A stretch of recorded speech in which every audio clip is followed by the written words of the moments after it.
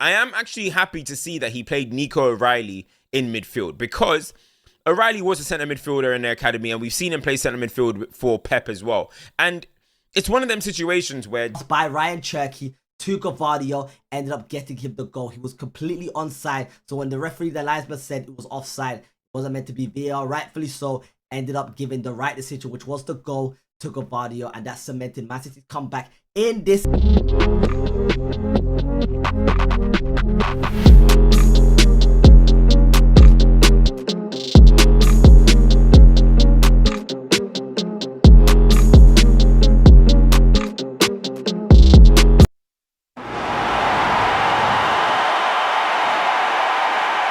which ultimately won Manchester City the game, bringing on Ryan Cherky. But Manchester City were not convincing, and I know they won today, and every City fan should be happy with the 3 points, but ultimately I do think that is a reality check. Bournemouth come to the Etihad and looked very, very good in and out of possession, and they made it incredibly difficult for City to break them down. And I look at that back line with Lewis, with Kuzanov, with Diaz, with Vardial, and then kind of throwing one of the defenders into the midfield. And that midfield needs major reinforcements. Elliot Anderson picked up a knock. You know, O'Reilly I didn't think was particularly great for the opening 60 minutes that he played. But the substitutions that Maresca made ultimately won them the game. Were they fortunate? Were they? But I want to bring up the lineups, because I think Bournemouth are going to feel very hard done by. You know, 5 minutes from seeing out a win, and now, you know, ultimately you lost 2-1. But there is so many shocks this weekend. Brighton beat Aston Villa 4-0. Hull City beat Manchester United 2-0. You know, we lost 3-0 to Brentford.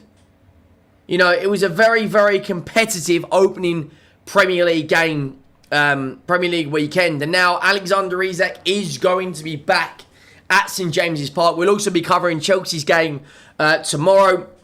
Lots of content over on Henry Talks Tottenham as well. Broke down a match review of our game yesterday. But when I look at Manchester City's midfield options, like, I think Enzo Maresca got the lineup wrong today. You know, Younes... City almost got off to the worst two-game start under the Enzo Maresca era that they possibly could have, right? Last weekend's 3-0 defeat to Arsenal in the Community Shield was put to rest. But this game, right, for a while it looked like Bournemouth were going to hold on and run away with a 1-0 win at the Etihad and leave Maresca in a situation where the heat is starting to pick up. But his team have come back from 1-0 down to win 2-1 in their first Premier League game. And wow, I think he needed that a lot. I really think to keep everyone at bay, he needed that a lot. What I will say is I think that this was a very deserved win. I think Manchester City were the better team. I think they created much more opportunity to threaten and score than Bournemouth did. And I do feel like the result was really a matter of time. I think if City had lost this game,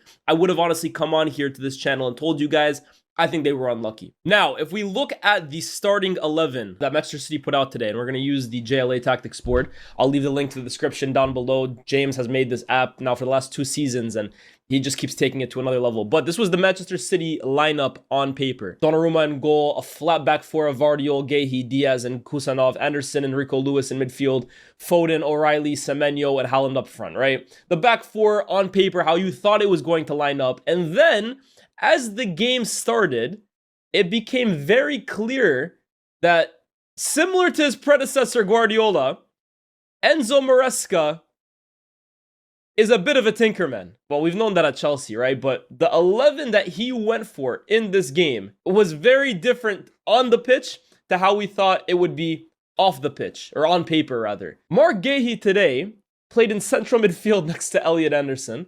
Vardiol, Diaz, and Kusanov formed the back three. This is on the ball, of course. Rico Lewis from right back, inverted almost into a number 10 position along with O'Reilly. These two were playing as like dual 10s behind Erling Haaland. Foden actually appeared on the right as like a touchline winger, and Semenyo on the other side on the left. Oh, City got it done in the end. They just about got it done. They were close. Listen, 2 goals in the last 6 minutes. It was looking like it was going to be a weekend of upsets. Tottenham lose, Man City lose, Manchester United lose. You're thinking, whoa, Aston Villa lose. You're thinking, okay, It's one of them opening days. But Man City said, no, we're not getting involved in that. We're not getting involved in that mess. I wouldn't even say they got away with it, because really and truly, if you look at the Haaland chance, if you look at the Gahey chance, Haaland had 2 chances. City should have won this game. But in the first half, I thought Bournemouth were giving them a real good game. A real good game. Now, I actually think Maresca got away with that one. I think Maresca got away with this game. I think the players, in a way, kind of dug him out of this. And I'll explain why. But first, guys, please hit the likes. Sub. We're trying to get to 100k. So, guys, hit them subs and support the channel. Massively appreciate all the support so far. But, guys, you look at the starting lineup of Manchester City, right? Donnarumma, Kusanov. Let me get this up right now. You got Donnarumma, Kusanov, Ruben Diaz, Mark Gahey, Vardio, Elliot Anderson, Nico O'Reilly, Semenyo Foden, Rico Lewis, and Haaland, right? But it's not even like how it wasn't like this. Gahey was in the midfield. Rico Lewis was at right back. And you had Nico, right? Already on paper, you're not convinced with that. Now, I am actually happy to see that he played Nico O'Reilly in midfield, because O'Reilly was a centre midfielder in their academy, and we've seen him play centre midfield for Pep as well. And it's one of them situations where just because you play in a certain position for one manager doesn't mean that's your position for the next. First game at the Etihad in the Premier League, and that was one of the most ridiculous games of football I've seen. Did Manchester City deserve to win that game? I'm not entirely sure, and I'm not even gassing anyone up here when I say there were 8, 9, 10 things in the game that were fundamentally concerning to me that Enzo Maresca has to address. And of course, even Viana in the transfer window. We're seeing Rico Lewis at right back. And with all due respect, I don't think he's good enough to be at right back. We've gone from Kyle Walker to Rico Lewis, and Manchester City haven't signed anyone in that department for close to 7 years since João Cancelo. And ultimately, big issues there. That's where the Bournemouth goal comes from. I look at the defence in terms of Ruben Diaz and Gahey. That relationship isn't quite blossoming. And of course, it's not really a relationship, because Gahey was popping into midfield with Guardiola coming narrow, Nico O'Reilly occupying the left-back position. He was still fantastic. Gahey popping into midfield, very strange, absurd, clown-like, comedic, Chuckle Brothers-like. This isn't real football. Mark Gahey is not a defensive midfielder. If John Stones barely got a kick in, like, let's be real, John Stones is a generational ball-playing centre-back, the best this country has ever produced since Rio Ferdinand. I'd say better than Rio Ferdinand on the ball. And he barely played in midfield for Guardiola when he is the most philosophically aligned manager maybe ever. Certainly in this era of trying to get as many ball-playing centre-backs and defenders as humanly possible. He played 4 centre-backs that could all play with the ball in the Champions League final. So John Stones barely played in midfield throughout his 7, 8, 9 years at Manchester City.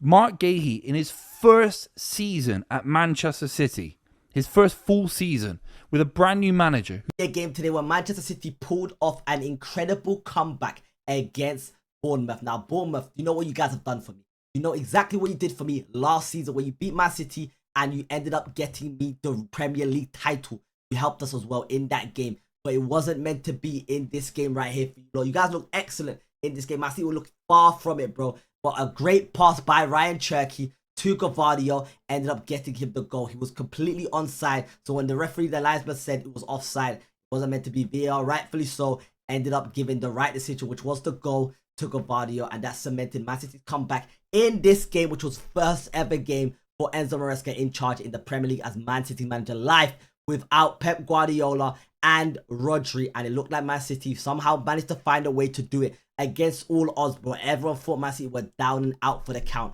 They somehow managed to do it. I don't get how they managed to somehow lock in and fundamentally do this for themselves. But then again, it was a corner and it was an open header that was given to Guehi, who ended up starting off the comeback. But this man right here is the reason why they were capable of doing so.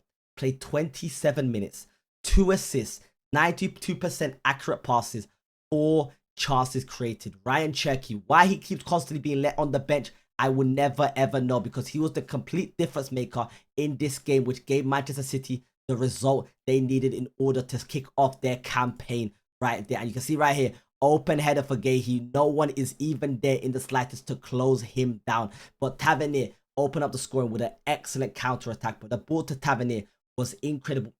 Pitch perfect.